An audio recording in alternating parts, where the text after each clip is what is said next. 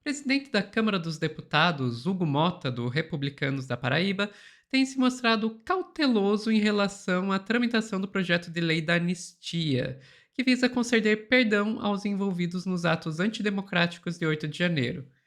Mota jogou uma pá de cal em cima do Bolsonaro. Quem vai contar essa história pra gente é a Daiane Oliveira aqui no Plantão do Meteoro.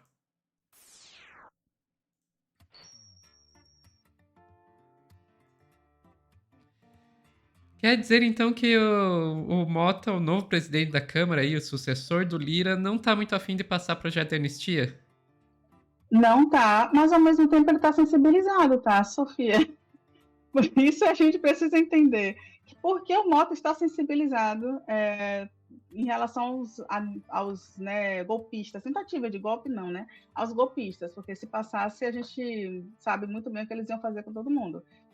Porque o Mota ele resolveu falar um pouquinho sobre passar o projeto ou não, mas ele fala com muito carinho, ele inclusive cita que foi dado uma pena maior do que deveria acontecer, que tem excessos no processo em relação aos golpistas. E aí eu vou te pedir, Sofia, não precisa ter muitas delongas para trazer o primeiro vídeo em que o Mota resolve falar hoje sobre o que aconteceu, né, sobre o ato flopado do Bolsonaro na Paulista ontem, e foi um ato que só serviu para mostrar que sem cartão corporativo realmente é mais difícil levar a galera para o movimento, né? Não foram 200 mil pessoas, enfim. Por favor, Sofia. E depois a gente vai entender quanto esse movimento é ruim para o Bolsonaro, quanto não ter força nas ruas, não ter força política é ruim. Mas tem uma coisa por trás que eu acho que pouca gente está percebendo. Né? Eu vou te pedir para trazer esse vídeo e a gente comenta mais, por gentileza. Sim, eu ainda não falei desde o dia de ontem de público sobre as manifestações. Primeiro dizer que eu sou um amante da democracia e acho que toda e qualquer manifestação de qualquer partido é válida para defender qualquer pauta dentro do Congresso. Não cabe ao presidente ser censor de pauta. Né? Cada partido defende aquilo que entende ser importante e não há um tema mais ou menos importante, mais ou menos relevante que a casa não tenha que se debruçar e enfrentar se é trazido por um partido político. Dizer que a própria obstrução também é regimental, né? Nós temos que respeitar, é um instrumento do legislativo e, de certa forma, o que eu penso que nós temos que ter para esse momento que o Brasil vive é defender a pacificação nacional. Acho que o que o Brasil precisa é dessa pacificação. Não é desequilibrando, não é aumentando a crise que nós vamos resolver o problema. Não é distanciando as instituições que nós vamos encontrar a saída para esse momento delicado e difícil que o Brasil enfrenta.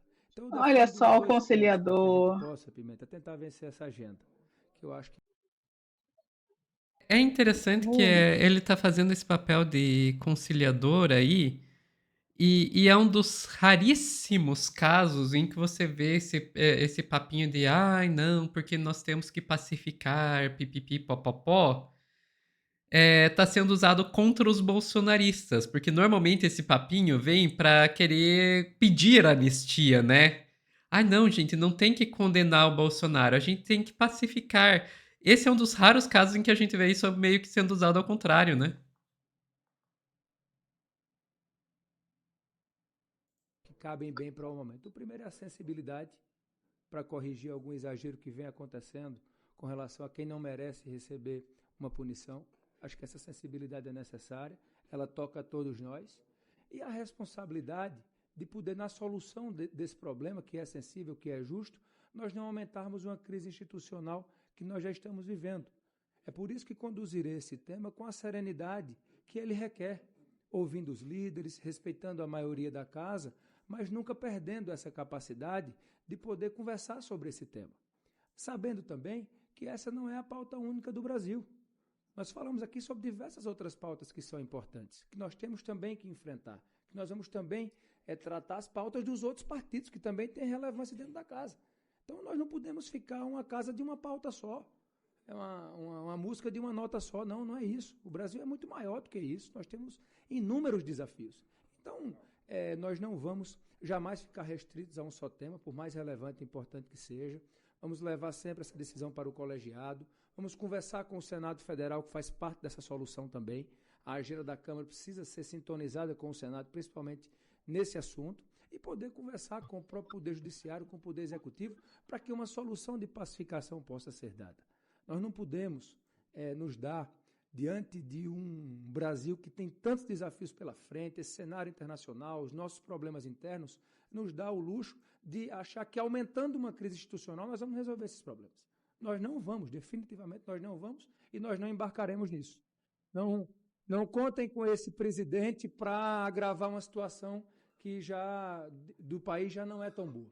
Então, vamos enfrentar com cautela, com o pé no chão, mas com esses 2 pontos, sensibilidade e responsabilidade, para que o Brasil possa sair mais forte dessa discussão, respeitando todas as manifestações. Eu fico muito feliz quando a democracia grita, é por ela que nós temos que defender. Talvez só eu e o Wilson aqui tenhamos nascido depois da nossa Constituição. E espero que as próximas gerações, a nossa geração e as próximas, vivam nesse regime democrático que tão bem tem feito ao Brasil. Então, podem ter certeza que vamos conduzir esse tema com muita responsabilidade, com cautela e procurando sempre dar o melhor encaminhamento, não em favor de um lado ou de outro, mas em favor do país, que é quem precisa, ao final, sair mais forte dessa situação. Os bolsonaristas não devem ter ficado muito felizes com isso aí. Então, né? Nem um pouco. Eu tenho alguns comentários a fazer, inclusive, Sofia, que eu fiquei muito chocada em saber que eu tenho a mesma idade do Hugo Mota. Eita, E assim, o que significa que eu sou um pouquinho mais velha que vocês dois, porque eu nasci 1 ano antes da nossa Constituição. não, mas e assim, amigo? Tá faltando um skincare aí, tá? Tá um pouquinho. Ele deve usar o mesmo skincare que o Van Hatten. Gente, que horrível.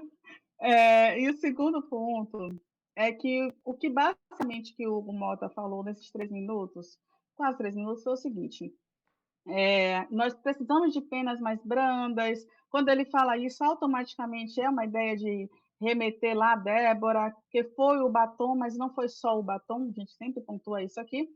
Mas ele também deixa muito claro que a anistia não é uma pauta única, não é de interesse dele pessoal criar um conflito não só com um outro lado, que pode ser benéfico para ele ter o governo também como aliado em determinados momentos para determinadas pautas, como para uma parte da população que também está tensionando. Recentemente saiu uma pesquisa em que a maioria da população não queria anistia, e é isso que a gente precisa entender, que o Bolsonaro ele está minimamente sozinho nesse ponto, com o pedido de anistia, conseguindo tensionar com alguns deputados, alguns senadores, essa pauta nos seus espaços. No entanto, ninguém vai colocar a mão no fogo, sobretudo com a votação que vai acontecer aí no STF, que vai colocar o Bolsonaro possivelmente num turbilhão central ali, e que, segundo a investigação da Polícia Federal, com um inquérito com mais de 800 páginas, o Bolsonaro sabia de tudo, estava no centro da trama golpista, ele não foi só uma pessoa comunicada com uma minuta, ele foi uma pessoa que articulou todo o processo de golpe.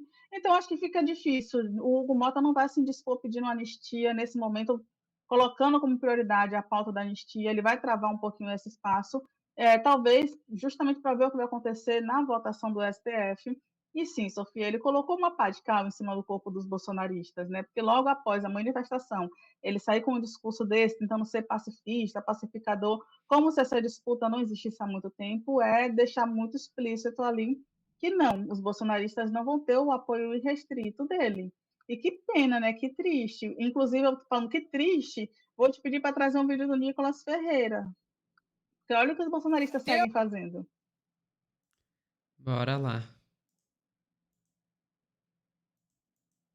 Temos que ir para a rua para poder dizer o óbvio, de que altas penas é para criminosos e não para baderneiros.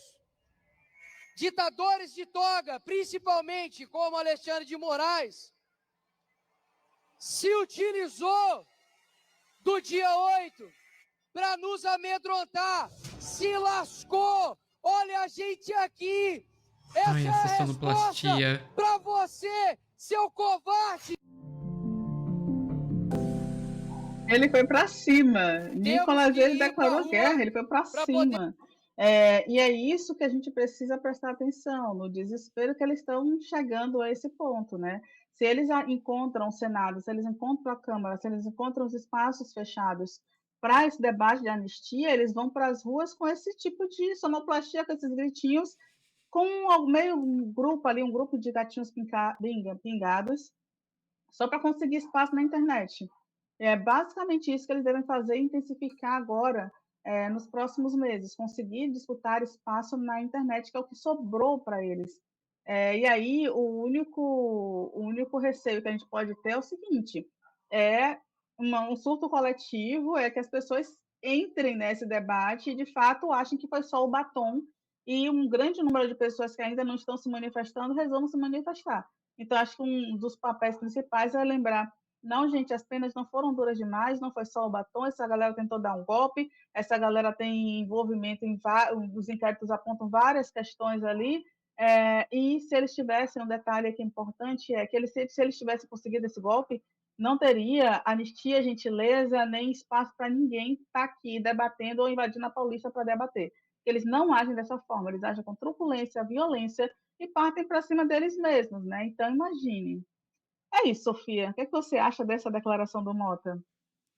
Cara, o Mota ele não tá ajudando a esquerda de maneira alguma, ele tá meio que passando pano, mas ao mesmo tempo também não já demonstrou que não vai sair tão barato para os bolsonaristas conseguirem o que quer, porque é isso, é negociação. Não vamos achar que o Mota é um grande amante da democracia, porque não é. Mas basicamente, ou vai sair mais caro esse projeto que vocês estão querendo passar aí com tanta veemência. E também houve aí um erro estratégico, na minha humilde opinião, por parte do PL, porque qual que foi a estratégia do PL para tentar passar essa lei da anistia? Ah, vamos fazer obstrução, ninguém vota nada enquanto a gente não tiver o projeto de lei da anistia. Queridos, vocês não pararam para pensar que o Centrão tem projetos que eles querem aprovados? Sabe? Foi um erro estratégico bem grande isso, na minha opinião. O Centrão também tem projetos que ele quer aprovar. Vocês obstruírem, vocês não estão pisando no calo só da esquerda, porque estão pisando no calo da esquerda sim, que está querendo passar a questão do IR, né, do imposto de renda, isenção até R$ 5.000 e tal. Então, sim, eles batem no governo ao fazer essa obstrução, mas batem no Centrão também. E seus idiotas, vocês não vão conseguir passar isso sem o Centrão. Se vocês não arranjarem uma estratégia que consiga bater na esquerda, mas sem acertar o Centrão, vocês não vão ter o Centrão de aliados. E sem o Centrão como aliado, vocês não vão aprovar anistia nenhuma, sabe? Então foi basicamente uma estratégia, um tiro da extrema-direita que saiu pela culatra.